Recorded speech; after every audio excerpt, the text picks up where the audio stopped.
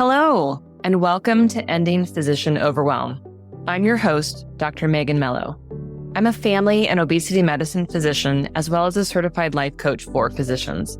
In this podcast, we talk about how the learned habits of people-pleasing, perfectionism, and a lack of boundaries show up in our lives and how they contribute to burnout, exhaustion, and overwhelm. The healthcare system is broken, my friends, but let's not wait for it to be fixed in order to feel better.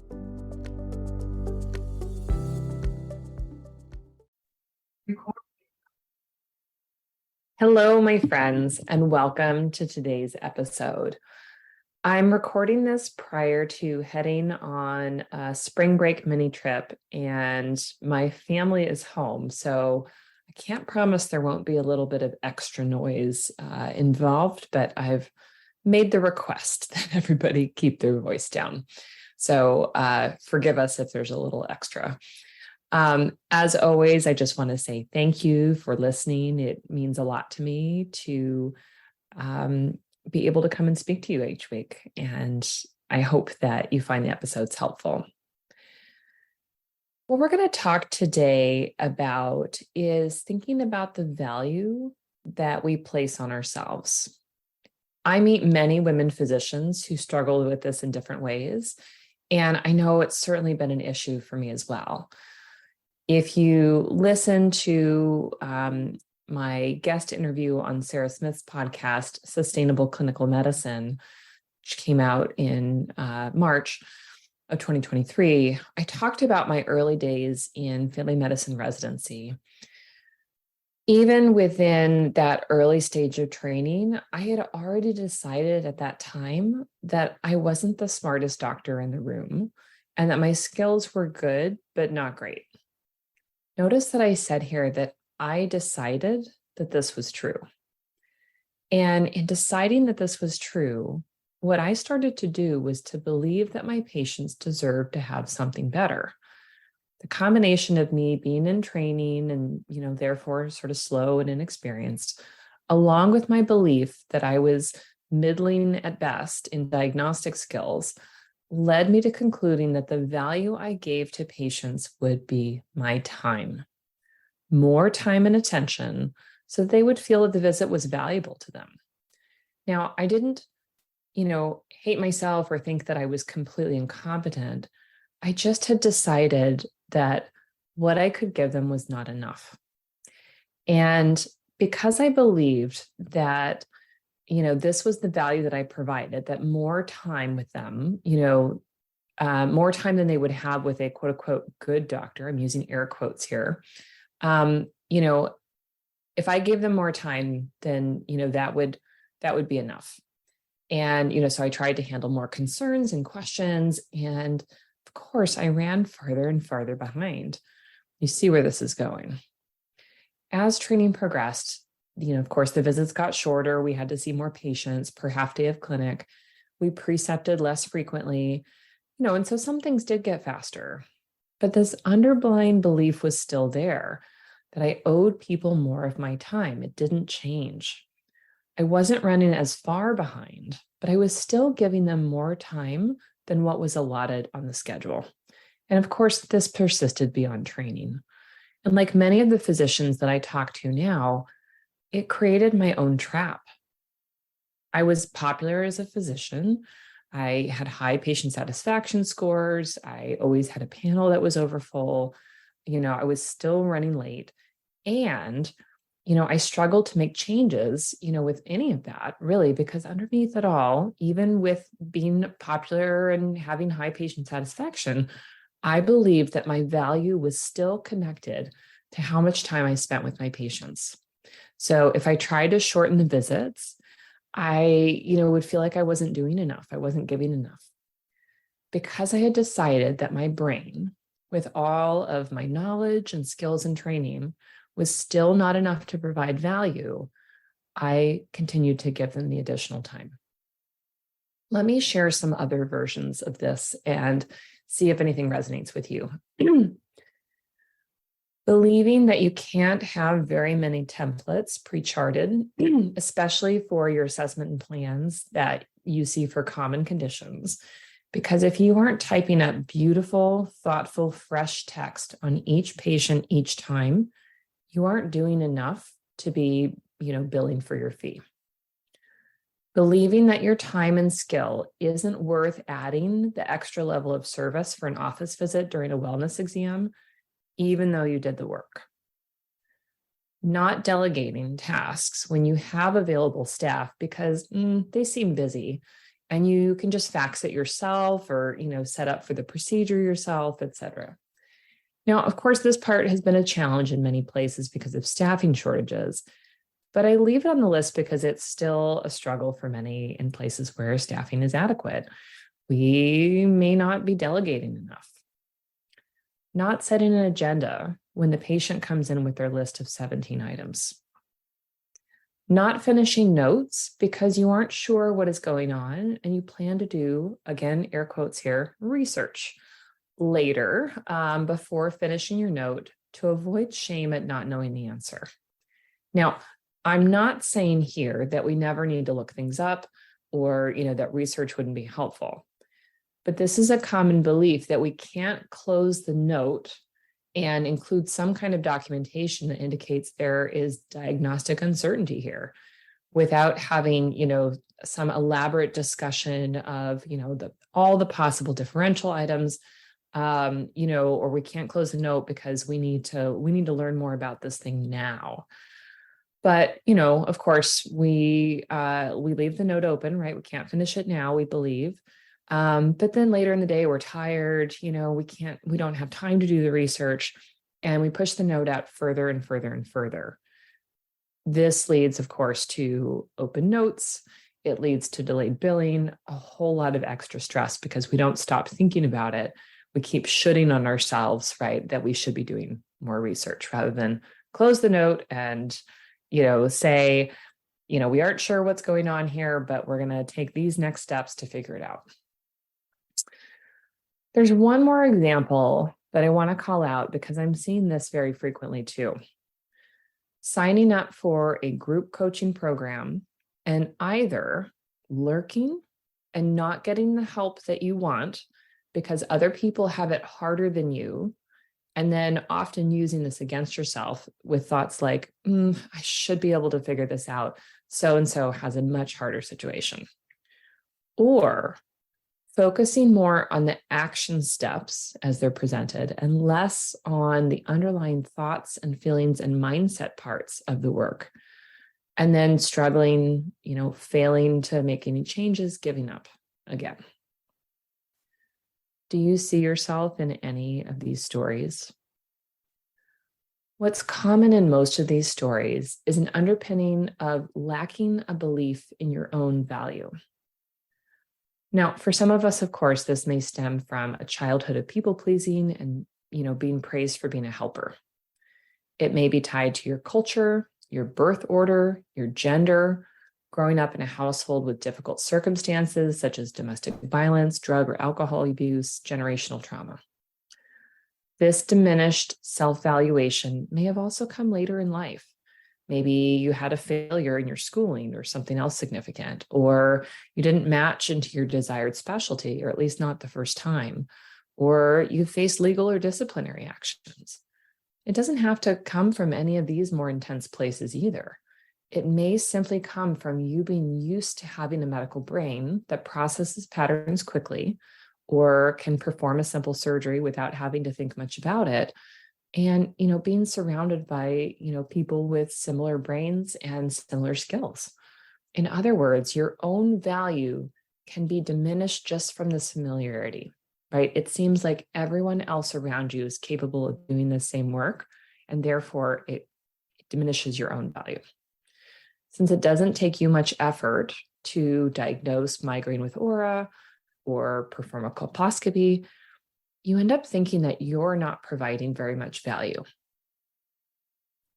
If this is you, and if it's not causing any problems and you're happy and life is good, then great. I wish you a great day, and I'll catch you next time. You can stop listening here. But for many of us, this undervaluing of ourselves is hurting us. It's resulting in undercoding for the work that we're doing, spending more time with patients than what is allotted, not charting in the room so that we don't keep patients waiting, and continuing this notion that charting is not part of the care that we're providing, and that the time allotted per patient doesn't include time for charting. Not taking a midday break to feed yourself or go to the bathroom or just sit quietly, God forbid. Writing long responses to patient messages, not delegating simple communication tasks when possible. We can't usually fix those things unless we start to believe that our time and skills are valuable, and that taking care of ourselves throughout the day is important. So often we are so eager to feel valuable, to get more rest and play. But if we're thinking that we don't deserve it, that we haven't earned it, that we need to do more in order to get to that place, we will stay and struggle. And it's not a pleasant place to be. It's exhausting, it's overwhelming, it's frustrating.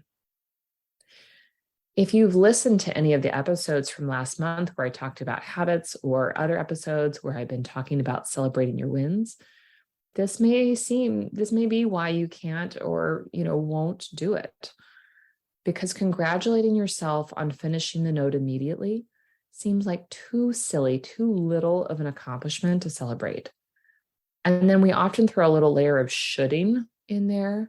I should know how to do this already, right? And we created a little shame storm instead of celebrating our accomplishment and helping ourselves to move forward, with more positive thoughts about habit change.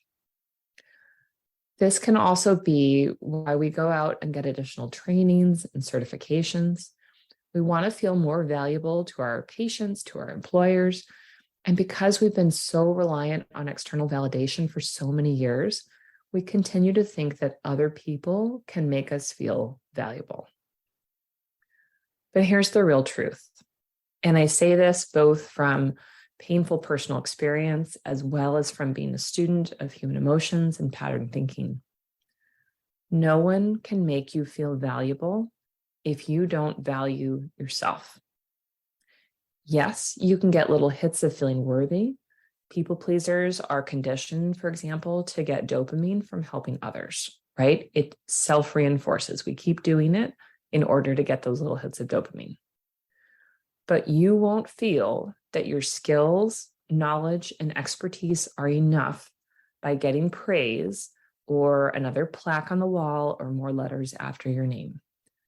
You have to have thoughts in your brain that lead you to the emotional space of feeling valued. And if you have these thoughts regularly, you will rewire yourself to believe them, because beliefs, the definition that I love, is just thoughts that you have over and over and over again.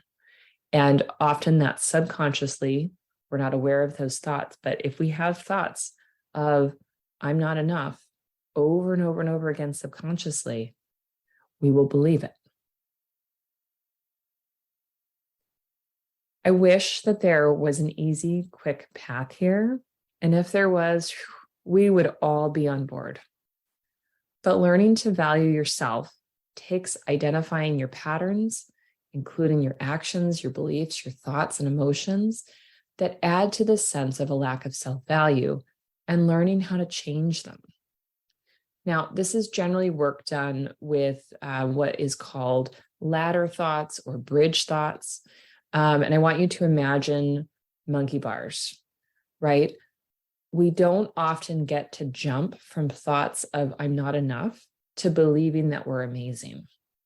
But what we can do is we can swing from one monkey bar to the other. If you imagine the thought of I'm not enough as all the way on the far left, and the thought I'm amazing all the way on the right, we can swing one rung at a time with thoughts that bridge the space between those two extremes, right? So let's see an example of this. Let's say, like myself, you're in primary care and your patient comes in for their wellness visit, But, they also have a diagnosis of high blood pressure and they're on some medicine, but they need a medication adjustment. Their blood pressure is not well controlled. And because the blood pressure medicine requires some follow-up labs, we need to order labs and make a follow-up plan. So a visit for high blood pressure that is not yet controlled requires, your professional judgment, medication adjustment, follow-up lab testing. That meets criteria for a 99213 office visit, right? A very basic office visit. Not the lowest level, but middle of the road office visit. And you know this, but you think, if I charge this as an extra level of service on top of the wellness visit, that's going to give them a copay. And here we may have some additional thoughts that the patient's going to be upset about the copay, that the medical problem is really simple and anybody could do this. But there's this current here of undervaluing our work in comparison to the costs accrued by how much we do, right? When we are constantly adding extra work onto what is, in front of us in terms of the wellness visit, we are often, cramming in extra time and running more behind, and we are not valuing the work that we're doing. Now, it's not likely, again, here that we're going to jump to thoughts that, we're really impressed with ourselves for the high value that we provide, thinking that we are, the next best thing compared to sliced bread. But when we notice the thought that tells us that our work isn't worth the copay, then we might choose instead to think, it's normal to pay a copay for a doctor's visit. We did the work of documenting the extra medical problem. We determined that a change in therapy was necessary and that follow-up lab testing was needed. We counseled, we discussed the changes with the patient, just as we would if they were coming in for a blood pressure medicine check all by itself, and that was the only work that we were doing. But we also did this with a wellness visit, which is what they were scheduled for, and we documented that work just as well.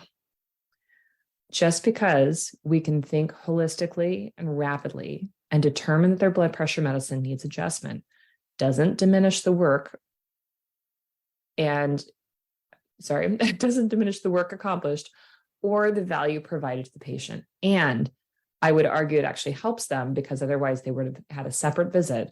So we can argue that the copay was going to happen regardless, but we've simply streamlined the visits into one. Thinking it's normal for patients to pay a copay and charging for the extra level of service, recognizing that we did the work and we documented it, moves us along the path.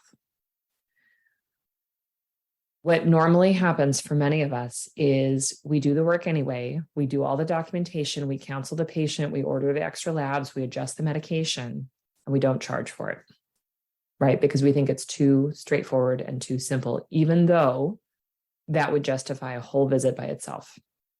So I understand that this example is very contextualized, and I bring it up because I want to show you the nuance of the bridge thought there, that it's normal to pay a copay is moving us along the continuum, right, of starting to value ourselves, right? We are asking for credit for the work that we've done. And, of course, it's possible that the patient complains or is surprised by this. And, we can address it by saying that we prevented the extra visit, so we're giving them more value. Maybe further down the road, we'll even, be more upfront with patients, that extra work can lead to extra cost. They're supposed to receive this information anyway, but of course, many patients blow it off, or maybe sometimes they don't get it. But anyway, that's a different rabbit hole. This is not evil. It is not evil to charge for the work that you do. I don't get to call my accountant without getting billed, by the 15-minute increment. And I'm going to guess that on the other end of the phone, he's not humming and hawing about whether to charge me. He knows that he gets to charge me by 15-minute increments. So he's happy to talk with me, right? He has no qualms about sending me that bill. We should similarly believe in our own value and charge for the work that we do. Again, this example is very medicalized and very focused on billing, which is not our favorite issue, but this money drama comes up for us a lot, right?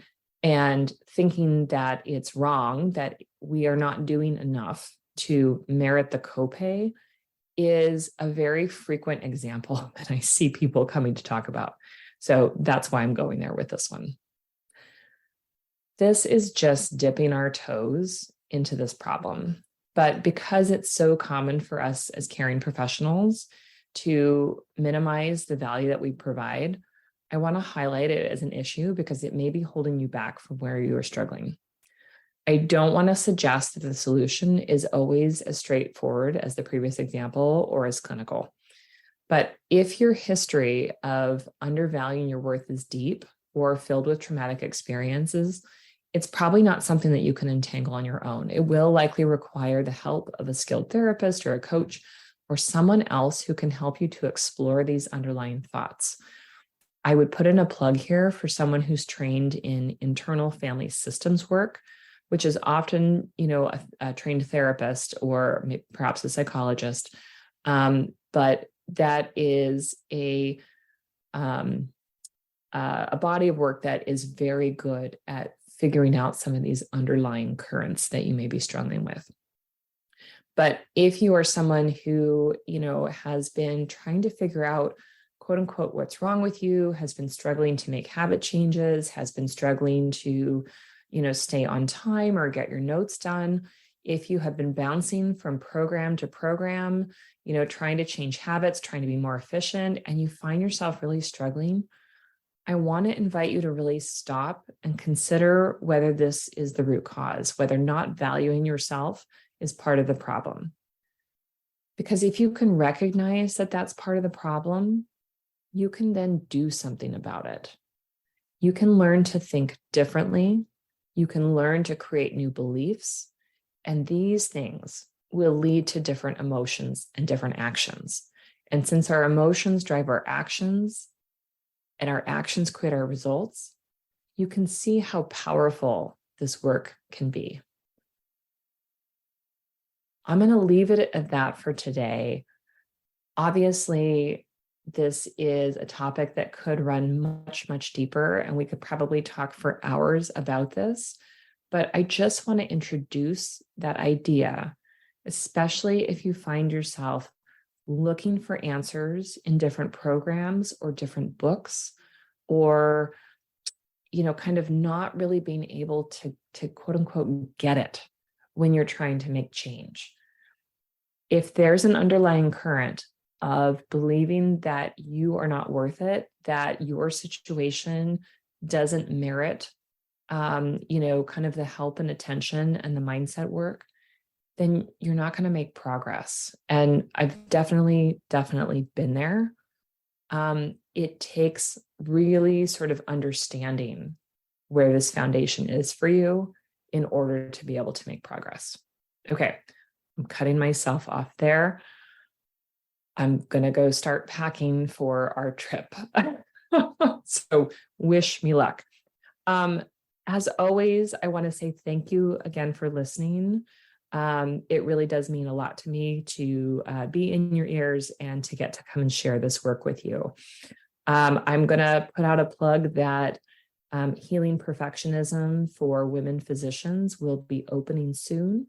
If you want to go to the website, you'll see in the upper left-hand corner a button called Upcoming Groups, and that is the place where you can get on the waiting list for when the doors open. That is available at www.healthierforgood.com. And if you are listening to this and it is no longer April of 2023 and you missed this latest round, that is still the place that you will go to either sign up or be put on the wait list. I hope that you guys all have a great week. And until next time, see you later.